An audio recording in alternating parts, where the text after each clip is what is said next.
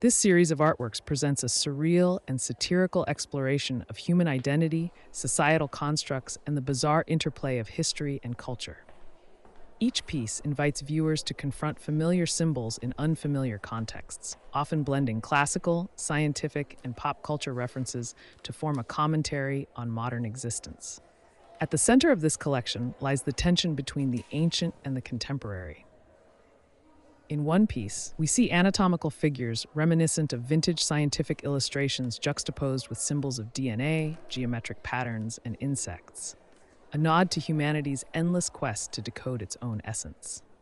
The visionaire cipher and cryptic references to death suggest an existential puzzle, as if the artwork itself were a code begging to be unraveled, questioning what it means to be human in a digital age. Another piece, featuring two identical figures crowned as kings or popes, embodies this fusion of authority and absurdity. With a watermelon and lime at their feet, they could symbolize the arbitrary nature of power, mocking the ways in which rulers are sometimes no more than reflections of each other, distinguished by mere titles or crowns.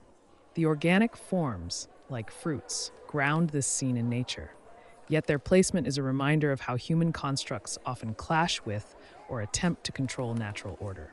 The collection also includes a piece with a familiar historical figure, framed in a surreal light amidst a cascade of watermelons and strange floating machines.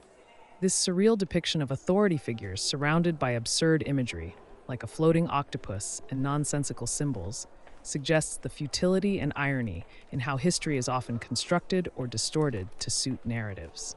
The watermelons become a recurring theme, perhaps symbolizing both nourishment and the fragility of perception, underscoring the idea that meaning is often found in the absurd.